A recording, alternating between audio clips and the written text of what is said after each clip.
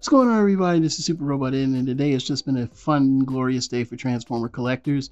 We got the following coming, but of course the biggest reveal was the none other than Zero Series 86 Devastator. Of course, we do know that the first two being released are the Voyager Scrapper and somebody put Hook, but it's actually Bonecrusher. So yeah, I don't know how they got hooked there, but anywho, we're going to go ahead and look at this unboxing. Now, these pictures come courtesy of TFW, courtesy of Toys R Us on YouTube, along with the Hasbro designer Evan Brooks. So I do have them going on a faster timer, because if you want to see the actual video, you can go over to Toys R Us. But I got these pictures from TFW 2005. So we're going to thank Toys R Us being able to get this unboxing along with Evan Brooks.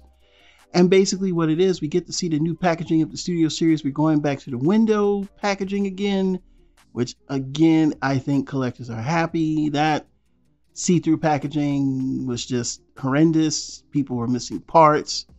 You know, you just got the fact that so many more hands are touching the figure in the store because you got it open in a box like that. I mean, that's insanity. But anyway, we get to see a good close-up of the figures. I have heard some complaints about they look a little squat. I kind of agree with that, just a little. Now, it does say here on the side of box 2 of 6, but I could swear one of those boxes says 1 of 5. That sure does not look like a 6. Hasbro, you better go back and look at that again. So like I said before, they're pretty much the same size as Voyager Ironhide. Not that that matters. We know that Voyager Ironhide is around 5.5 to 6 inches, so that makes sense for this deluxe, Voyager scale size thing that we got going on. Again, I do agree with Scrapper and Mixmaster being a little bit more denser because they are the legs of the Devastator robot. So yeah, I definitely would say that is a go. But it is nice to see these pictures inside the packaging. Now, also it was stated that these aren't the final colors on these production samples, so I don't know. I mean, Hasbro says one thing, but you know what happens. I mean, this looks pretty much like final product to me. I don't know what they're trying to pull here, so I think this is what we're going to get, especially knowing that we've already seen the little, Autobot cloth, to hide your weapons inside of Decepticon. That's another thing that's crazy. But here's a picture of the box with Bonecrusher there. There's a picture of Scrapper's box. Oddly, it says 2 of 6 on his box, but they didn't show a whole lot of Scrapper's box. Let's see Scrapper's. That's Scrapper's. No, that's still Bonecrusher's box. So what in the world is going on? Why ain't you showing us the other box?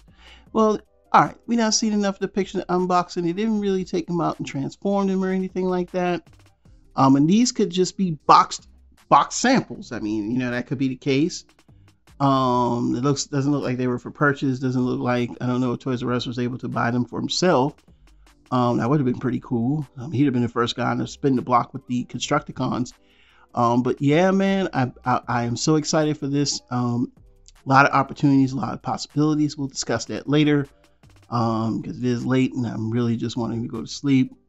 But yeah, there's a lot of possibilities with this set. We're gonna get the different colors, and man, there's just so many possibilities. But we'll discuss that later. And I need to dispel the differences between why CW or UW Devastator was the size it was.